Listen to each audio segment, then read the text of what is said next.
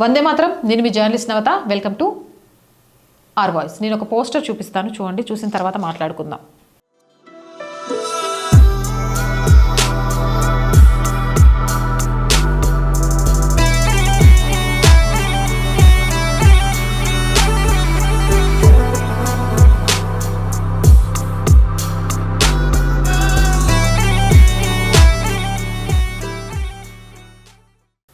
చూసారు కదా, ఆ వీడియో కూడా చూడండి ఒకసారి. మా వాళ్ళు ప్లే చేస్తారు. ఈ ఒక్కరోజు మతం మారిన 365 మంది గిరిజనులు తిరిగి హిందూ మతంలోకి వచ్చారు. హలో గైస్, ఏఎస్ఆర్ జిల్లాలోని పాడేరుకు 7 కిలోమీటర్స్ దూరంలో ఉన్న సూకురుపుట్టి విలేజ్ లో ఒకే దగ్గర 5 దేవాలయాలకు విగ్రహ ప్రతిష్ఠ చేశారు. ఇకపై మా గిరిజన ప్రాంతంలో సూర్యనారాయణ స్వామి దేవాలయం ఇక్కడే ఉంటుంది. వీటితో పాటు శివాలయం, రామాలయం, వినాయకుడు, సరస్వతీదేవి దేవాలయాలున్నాయి.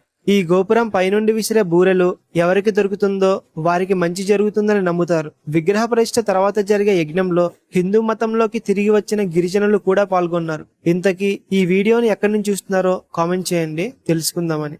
రీల్ నచ్చితే తప్పకుండా ఫాలో చేసి సపోర్ట్ చేయండి. Thank you so much. ఈ వీడియో చూశాక మీకు ఎలా అనిపించిందో తెలియదు, కానీ నాకు చాలా చాలా చాలా సంతోషంగా అనిపించింది.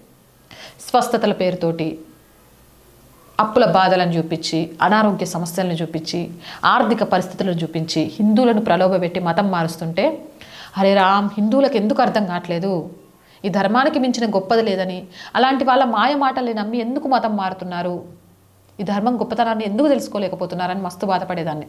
కానీ ఈరోజు అల్లూరి సీతారామరాజు జిల్లాలో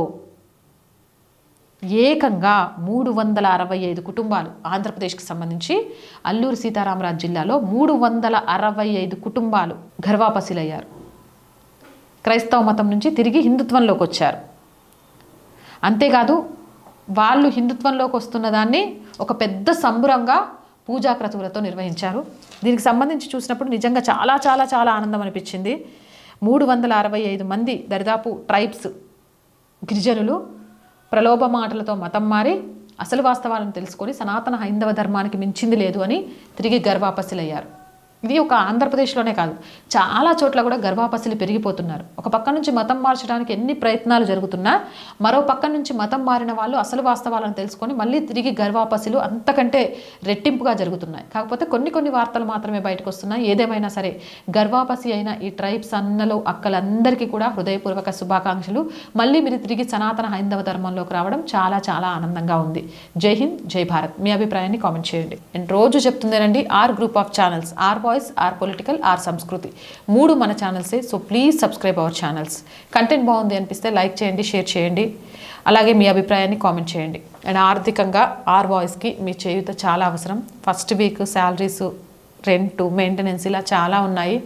మేము బ్రేక్ ఈవెన్కి చేరుకోవడానికి చాలా కష్టపడుతున్నాం, కానీ బ్రేక్ ఈవెన్కి చేరుకోలేకపోతున్నాం. త్వరలోనే చేరుకుంటామనే ఒక నమ్మకం ఉంది.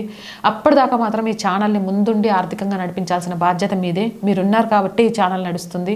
అలానే నడిపిస్తారు అని ఆశిస్తున్నాను. ఆర్థికంగా సపోర్ట్ చేస్తూ ఈ ఛానల్ని నిలబెడతారని కోరుకుంటున్నాను. ఆర్థికంగా సపోర్ట్ చేయాలి అనుకునేవారు సబ్స్క్రిప్షన్ పక్కనే జాయిన్ అనే బటన్ ఉంది. 1 to 5 లెవెల్స్ ఉన్నాయి. ఏదో ఒక లెవెల్లో సపోర్ట్ చేయండి.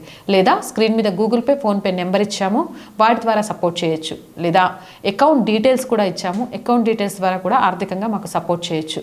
అండ్ వ్యాపార ప్రకటనల ద్వారా కూడా మాకు అండగా నిలవచ్చు. 8328 500 576 నెంబర్కి కాల్ చేయండి. జై హింద్, జై భారత్.